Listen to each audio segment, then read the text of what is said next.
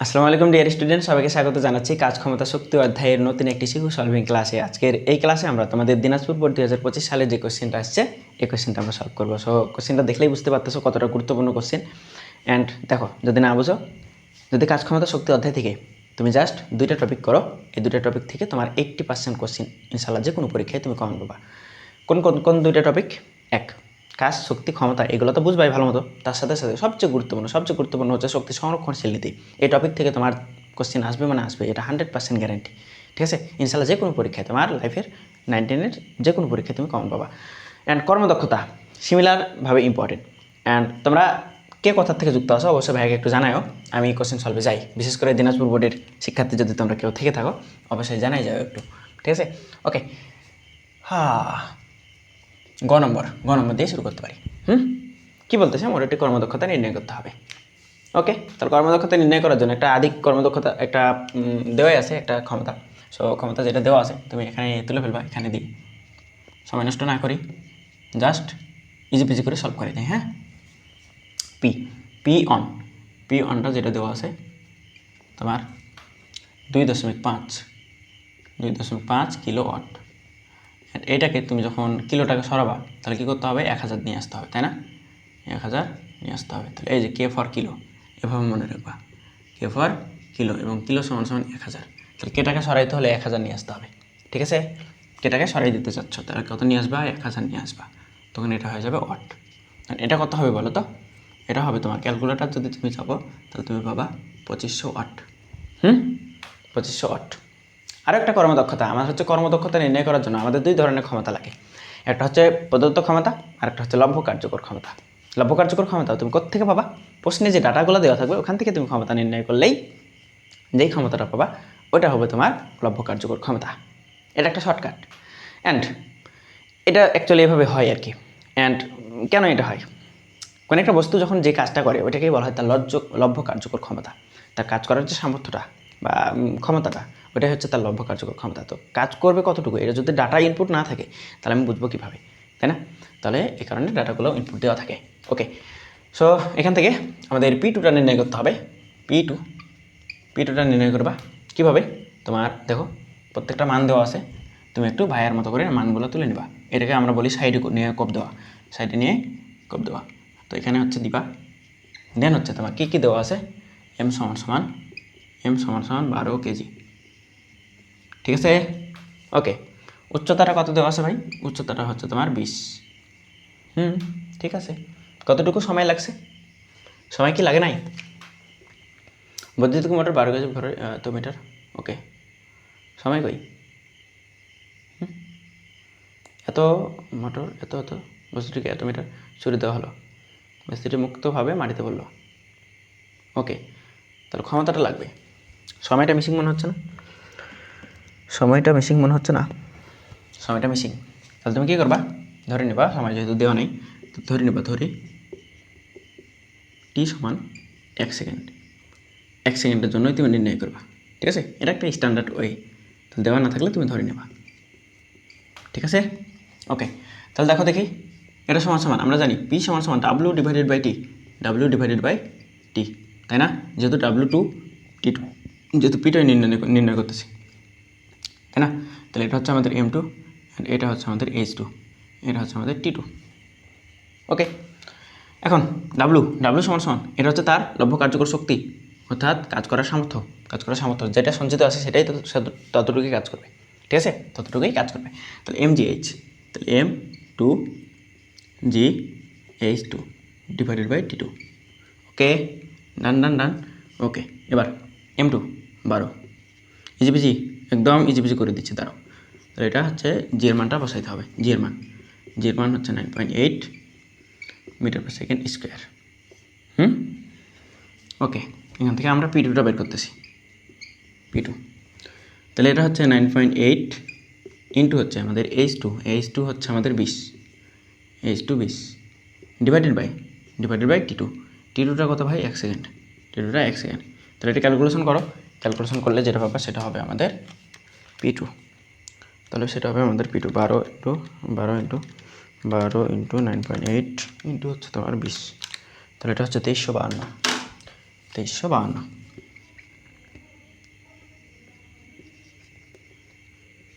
2352। এটা কি ওয়াট, এটা হচ্ছে ওয়াট।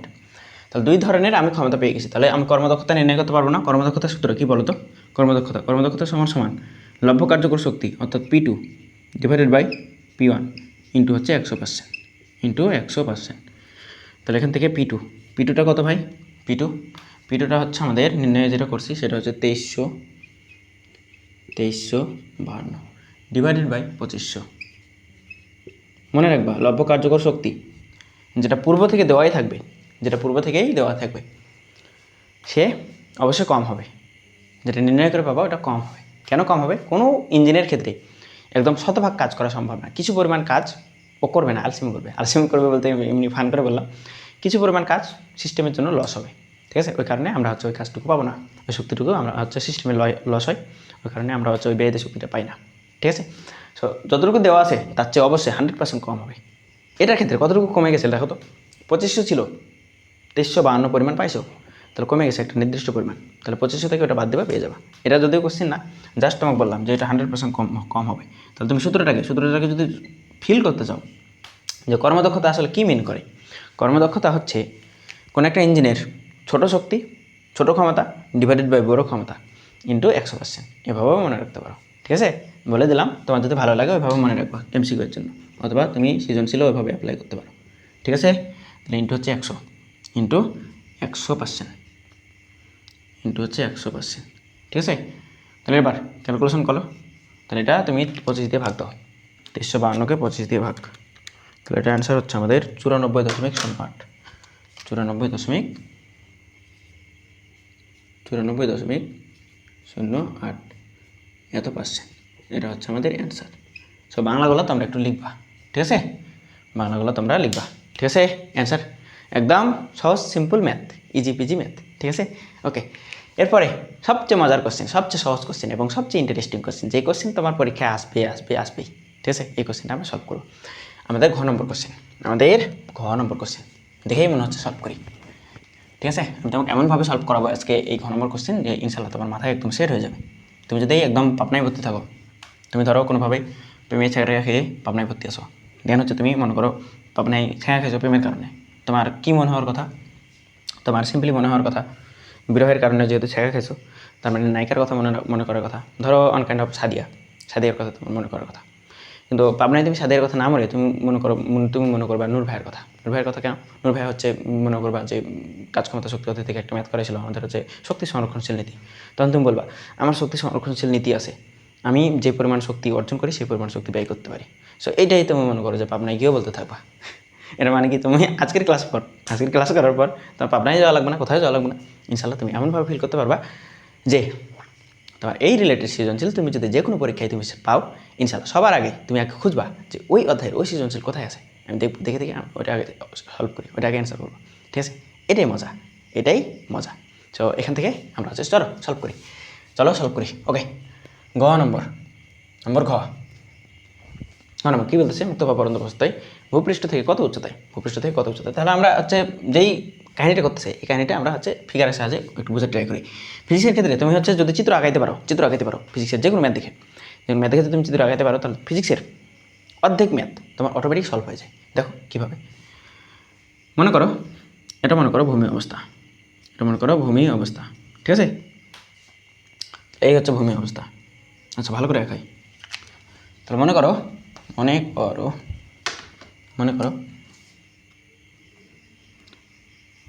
এটা হচ্ছে তোমার ভূমি অবস্থা, ঠিক আছে? এখান থেকে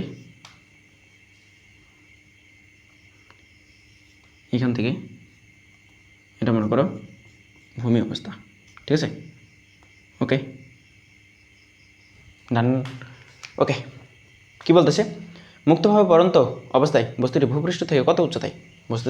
ধরো ভূপৃষ্ঠ থেকে কত উচ্চতায় এর বিভব শক্তি গতিশক্তির 1/4 অংশ হবে। তাহলে তোমাকে বলতেছে একটা বস্তু আছে, এই মনে করো এই বস্তুটা। তাহলে এই বস্তুটাকে তুমি একটা নির্দিষ্ট উচ্চতায় নিয়ে যেতে চাইতেছো। তাহলে টোটাল উচ্চতা এখানে আমি যেই উচ্চতাটুকু নিলাম, ধরো একটা নির্দিষ্ট পথ এবং এই নির্দিষ্ট একটা উচ্চতা আছে, এই উচ্চতাটুকু টোটাল যে উচ্চতা এইটুকু আমি বললাম, এইটুকু হচ্ছে তোমাকে আমি বলে দিলাম, এইটুকু হচ্ছে তোমার কতটুকু, এটুকু হচ্ছে তোমার এইচ, এটুকু এইচ।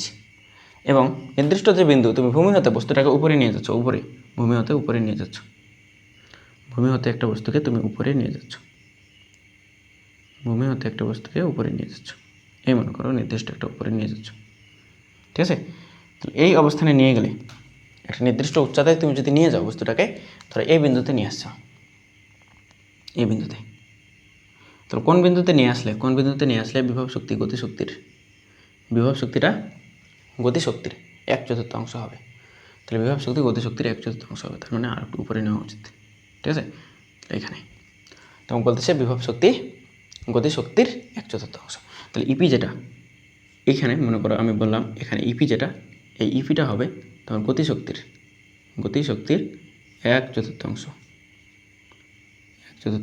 1/4 কার গতিশক্তির, ঠিক আছে।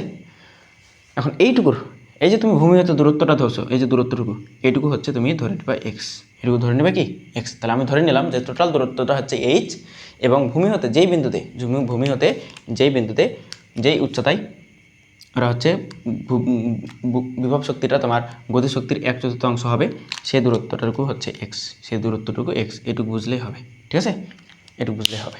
তাহলে দেখো তো, তুমি জাস্ট বলবা, তুমি জাস্ট কি বলবা, যে ধরি বা মনে করি, ধরি বা মনে করি, মনে করি মুক্তভাবে পারন্ত কোনো বস্তু, মুক্তভাবে মুক্তভাবে মুক্তভাবে পরন্ত কোনো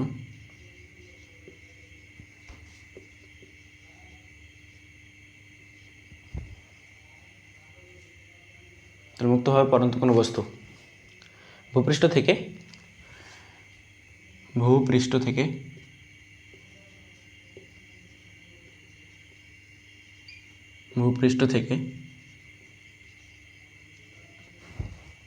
থেকে এইচ উচ্চতায়, এক্স উচ্চতায়, এক্স উচ্চতায় বিভব শক্তি গতিশক্তির 1/4 হবে। বিভব শক্তি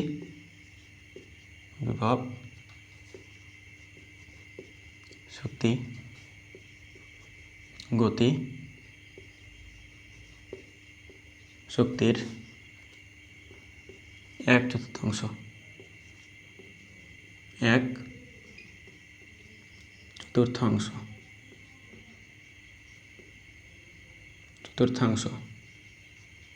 হবে,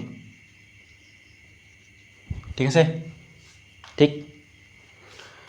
তাহলে তুমি কি করবা, গাণিতিকভাবে বিশ্লেষণ করতে হবে। তাহলে লিখবা প্রশ্ন মতে,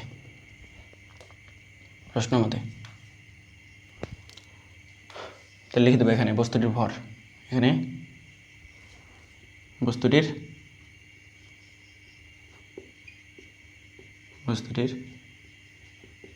ভর এম, এবং টোটাল উচ্চতা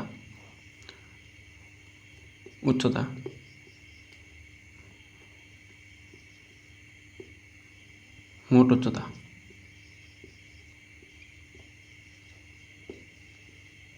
উচ্চতা এইচ।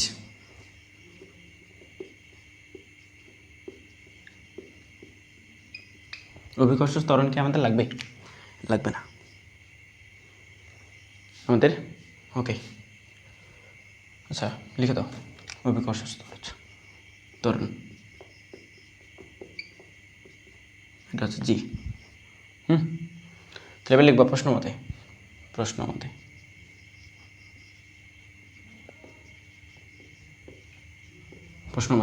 কি বলতেছে, বিভব শক্তি গতিশক্তির 1/4 হবে। এটা একটা টেকনিক আছে, তুমি হচ্ছে মিলাইতে পারো না, তোমার কাছে অনেক ঝামেলার মনে হয় না এই জায়গাটা, যে কোনটা কার কত গুণ হবে, কিভাবে আমি নিব, 1/4 কোথায় নিব, আমি কি এটা সামনে নেব নাকি ওটার পরে নেব, এটা নিয়ে তো আমার ঝামেলা হয়।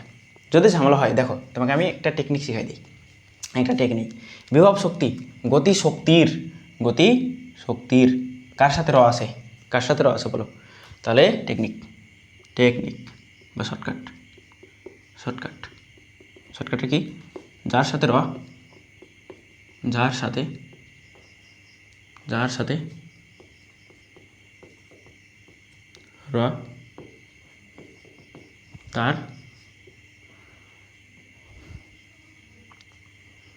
তার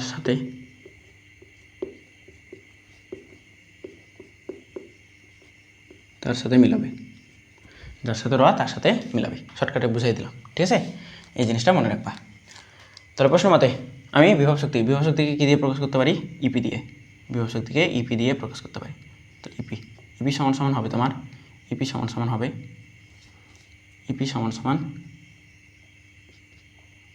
তোমার গতিশক্তির 1/4। তাহলে গতিশক্তির সামনে কী হবে? 1/4 হবে, 1/4। ঠিক আছে? তাহলে এবার তুমি বিভব শক্তি আর গতিশক্তির সূত্র লিখো। তাহলে বিভব শক্তি সমান তুমি কি জানো? mgh। ঠিক আছে?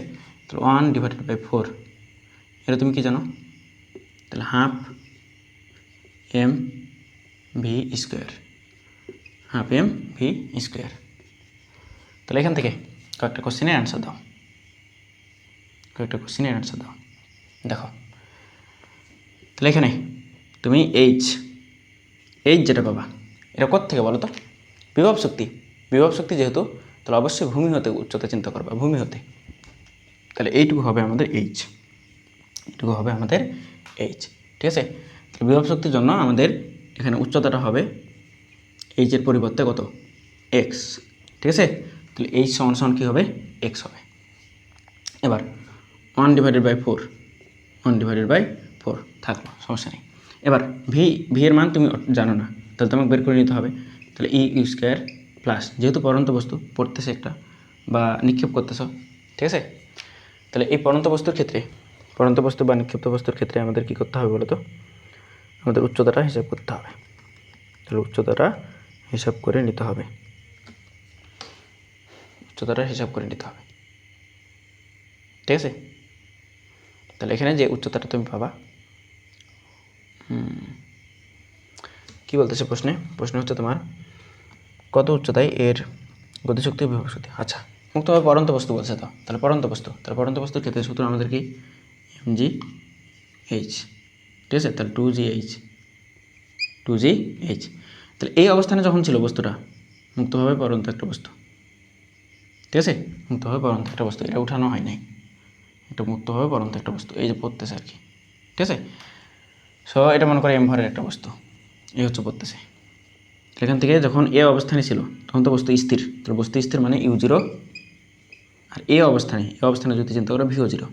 যখন পড়া শুরু করবে একটা গতি নিয়ে পড়বে, এবং সেই গতিটা হচ্ছে শেষ গতি, ঠিক আছে? বা শেষ বেগ। তাহলে এটা হচ্ছে 0 প্লাস, এটা 0 প্লাস হচ্ছে 2gh, ঠিক আছে? তাহলে এটা সমান 2gh, এবং এই এইচটা কত বলো তো? গতিশক্তির জন্য তুমি যে এইচটা পাবা, এই এইচটা হবে অ্যাকচুয়ালি এই এইচ অথবা এইচ প্রাইম ইউজ করতে পারো, এইচ প্রাইম, ঠিক আছে? তাহলে এই এইচ প্রাইম হবে তোমার গতিশক্তির জন্য উচ্চতা নির্ণয় করতেছ। তাহলে গতিশক্তির জন্য উচ্চতা, গতিশক্তির জন্য কতটুকু গতিতে এসে মিলবে? দেখো, পড়তে এখানে এসে মিলতেছে, তাহলে অবশ্যই এইটুকু দূরত্ব হবে না? এইটুকু দূরত্ব। তাহলে গতিশক্তির জন্য তুমি যে দূরত্বটা পাবা, এইটুকু দূরত্ব পাবা। তাহলে এই দূরত্বটুকু আসলে কতটুকু? টোটাল দূরত্ব হচ্ছে এইচ, এবং এইচ থেকে তুমি যখন এইটুকু দূরত্ব যখন বাদ দিয়ে দিবা, এইটুকু যখন এইচ থেকে বাদ দিবা, তখন তুমি এইটুকু পাবা না, তাই না? তাহলে আমি যেটা করব, এটা সমান এইচ মাইনাস এক্স। কেন এইচ মাইনাস এক্স? বোঝা গেছে কেন এইচ মাইনাস এক্স? কারণ তুমি পরন্ত বস্তুর জন্য গতির চিন্তা করতেছো, গতি বা একটা বেগের চিন্তা করতেছো। বেগ কোথা থেকে প্রাপ্ত হবে? পরন্ত বস্তু একদম উপর থেকে পড়তে কোথায় এসে মিলিত হচ্ছে? ওখানে এসে তার ওইটুকু অতিক্রম করতে যতটুকু দূরত্ব অতিক্রম করছে, সেইটুকু দূরত্বই হবে তার ভিড়ের জন্য দূরত্ব, ঠিক আছে? বুঝছো? এই জায়গাটা যদি বুঝে যাও তাহলে ইনশাল্লাহ আর কোনো সমস্যা হবে না। এবং মনে রাখবা, বিভব শক্তির ক্ষেত্রে উচ্চতা নেওয়ার ক্ষেত্রে বা উচ্চতা নেওয়ার ক্ষেত্রে যখন বিভব শক্তি বলবে, তখন সবসময় ভূমি হতে উচ্চতা নিবা।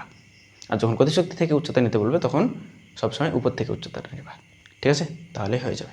ওকে, তাহলে এটুকু আমরা বসাইতে পারি, কি এটুকু সমান করতে পারি। এটা সমান তোমার হাফ তারপরে এম না, তাহলে হাফ এম। তাহলে ভি স্কোয়ারের পরিবর্তে আমি কী বসাইতে পারি বলো তো? ভি স্কোয়ারের পরিবর্তে আমি বসাইতে পারি 2gh, বা এটা হচ্ছে এইচই রাখো, এটা আপাতত চেঞ্জ করার প্রয়োজন নেই, 2g 2h প্রাইম। তাহলে এখান থেকে দেখো 2 কাটাকাটি, 2 কাটাকাটি, তাহলে এখান থেকে আলটিমেট আমাদের যেটা থাকলো mg h সমান সমান 1/4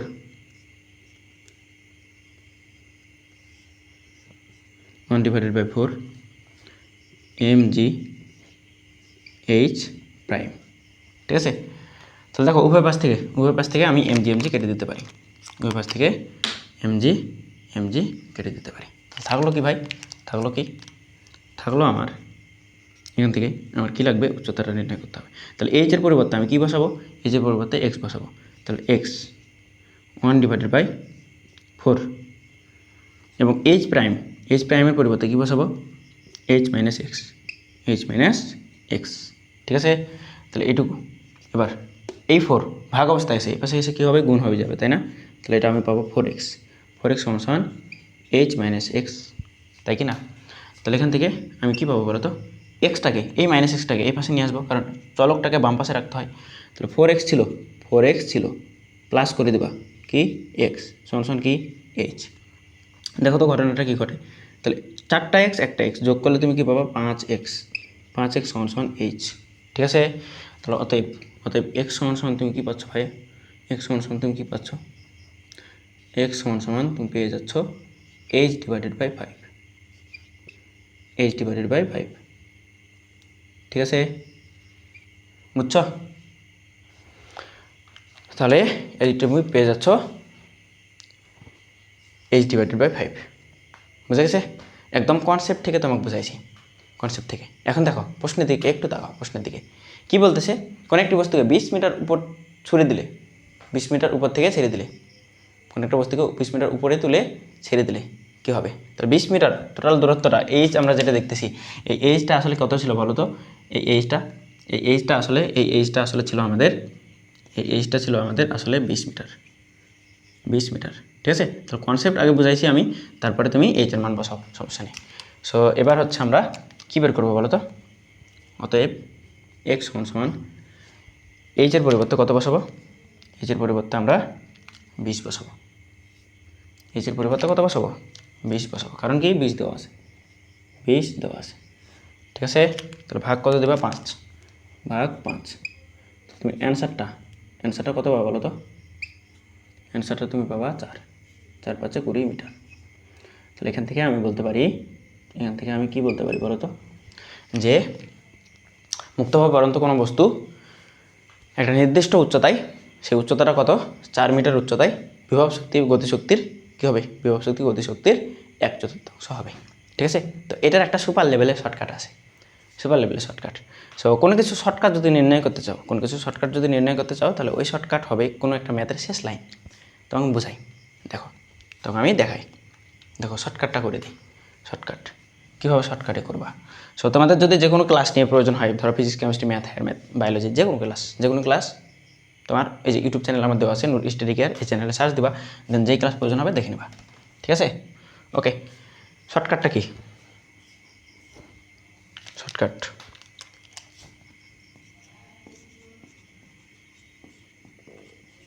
এই ম্যাথের শর্টকাট কীভাবে নির্ণয় করবা?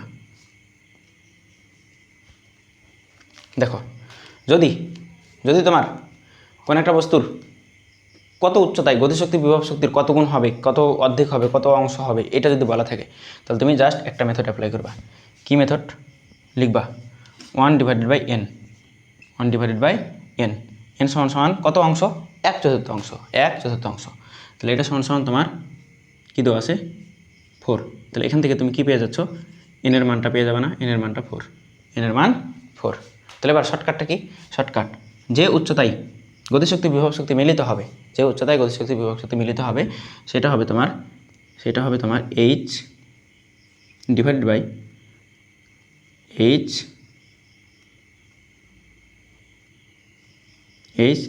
বাই n+1, অর্থাৎ যত গুণ বলবে তার সাথে এক বেশি। দেখো তো ঠিক আছে কি না? তখন কী বলছিলাম? মুক্তভাবে কোনো একটা পড়ন্ত বস্তু গতিশক্তির 1/4 অংশ হবে কত উচ্চতায়? তাহলে তুমি এটা নির্ণয় করবে। দেখো 1/4 কত হবে এটা, তাহলে তুমি নির্ণয় করবে। তাহলে তোমার উচ্চতাটা দেওয়া আছে, দেখো শর্টকাট ইউজ করি। শর্টকাট ইউজ করে কীভাবে নির্ণয় করতে পারি? উচ্চতা দেওয়া আছে তোমার 20 মিটার, উচ্চতা 20 মিটার। তাহলে এন মান কত পাইছো? 4, এনের মান 4 প্লাস কত 1। তাহলে এবার দেখো তো 20/5 হয়ে যাচ্ছে না? কি শর্টকাট ইউজ করছি দেখছো? তোমার একদম ইজি পিজি হয়ে যাবে এটা। তাহলে 5 একে 5, 4 5 20। তাহলে অতএব এটা সমান 4 মিটার, 4 মিটার।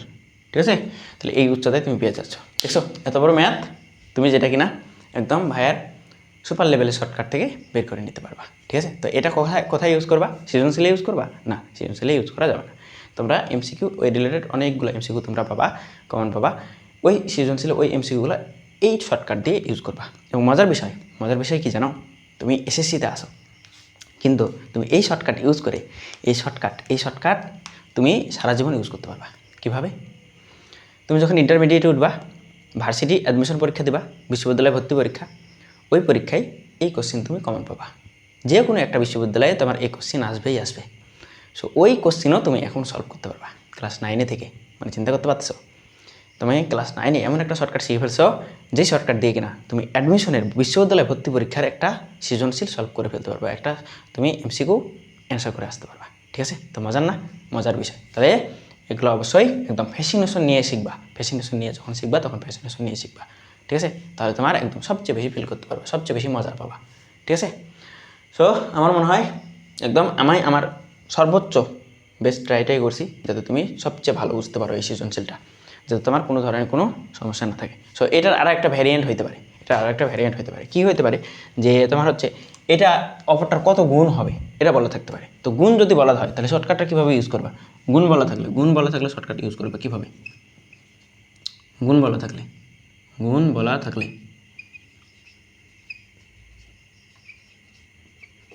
শর্টকাট কীভাবে ইউজ করবা? গুণ বলতে বোঝা নাই? দেখো জাস্ট প্রশ্নটা চেঞ্জ করে দাও। বিভব শক্তি গতিশক্তির দ্বিগুণ হবে, ঠিক আছে? বিভব শক্তি গতিশক্তির কী হবে? দ্বিগুণ হবে। তো আমি বলে দিচ্ছি যে কোন উচ্চতায় বিভব শক্তি গতিশক্তির দ্বিগুণ হবে। তো দ্বিগুণ যখন বলা থাকবে তুমি জাস্ট কী করবা? তুমি এখানে 1/n সমান তুমি 2 নেবা। ঠিক আছে, এখন তুমি দেখো তো, এটা তুমি যেটা দ্বিগুণ ভাবতেছো, এটা এনের মান আসলে 1/2 হয়ে যাচ্ছে, 1/2 না আবার। তো আমরা যখন পড়তাম বুঝছো, তখন আমাদের এক ফ্রেন্ড এটাকে 1/2টাকে 1/2 বলতো। তো 1/2 আসলে অ্যাকচুয়ালি 2 হয়ে যায়। এটা কীভাবে হয় একটু কমেন্টে জানাই তো, যে 1/2 কীভাবে 2 হয়, 1/2 কীভাবে 2 হয় এটা একটু জানাই তো। এটা দেখো, তাহলে অর্ধেক পেয়ে যাচ্ছ। তখন তুমি এই অর্ধেক মানটা, এনের এই মানটা এই জায়গায় বসাবা। এর এই মানটা এই জায়গায় বসালে কী হবে? নিচে 2, দেখো ভালো মতো বুঝো, 1/2 তার মানে নিচে 2, তাহলে 1 + 2 3/2, 2 উপরে, তার মানে 20 দুগুণে 40, 40/3 যা পাবা সেটা হবে অ্যান্সার। ঠিক আছে, তখন এটা হতো অ্যান্সার, বুঝছো? তাহলে গুণ বলা থাকলে এটা হতো অ্যান্সার। তাহলে কেমন লাগছে বলো? ওভারঅল কেমন লাগছে? অনেক জোশ না? একদম তোমার লাইফের one of the best CQ সলভের ক্লাস তুমি করে ফেলছো, আমার কাছে যেটা মনে হয়। সব কিছু ছিল এই ক্লাসে, তোমার বেসিক, থিওরি অ্যান্ড সিকিউ, কীভাবে সলভ করবা, shortcut, technique, each and everything. So তোমার লাইফের one of the best class নিঃসন্দেহে এটা, ইনশাল্লাহ। অ্যান্ড যদি মনে হয় যে অনেক ভালো ক্লাস করছো, তাহলে তোমার বন্ধুদের মধ্যে সবচেয়ে বেশি আমাদের চ্যানেলটা ছড়াই দিও। অ্যান্ড ডিসক্রিপশন বক্সটা অবশ্যই চেক দিবা, আমার হোয়াটসঅ্যাপ নাম্বার দেওয়া আছে, ওখানে আমার সাথে যে কোনো সমস্যায় তুমি যোগাযোগ করতে পারবা। ঠিক আছে, সবাই ভালো থাকো, সুস্থ থাকো। Nuri study care YouTube channel and Facebook পেজের সাথেই থাকবা। আল্লাহ হাফেজ সবাইকে।